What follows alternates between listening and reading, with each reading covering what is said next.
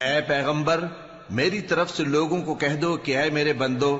جنہوں نے اپنی جانوں پر زیادتی کی ہے، اللہ کی رحمت سے نا امید نہ ہونا۔ اللہ تو سب گناہوں کو بخش دیتا ہے،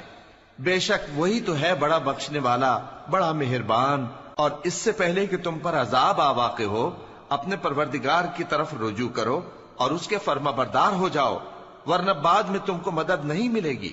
اور اس سے پہلے کہ تم پر ناگہاں عذاب آ جائے اور تم کو خبر بھی نہ ہو، اس نہایت اچھی کتاب کی جو تمہارے پروردگار کی طرف سے تمہاری جانب نازل ہوئی ہے پیروی کرو۔ ایسا نہ ہو کہ اس وقت کوئی شخص کہنے لگے کہ ہائے اس کوتاہی پر افسوس ہے جو میں نے اللہ کا حق ماننے میں کی، اور میں تو ہنسی ہی کرتا رہا،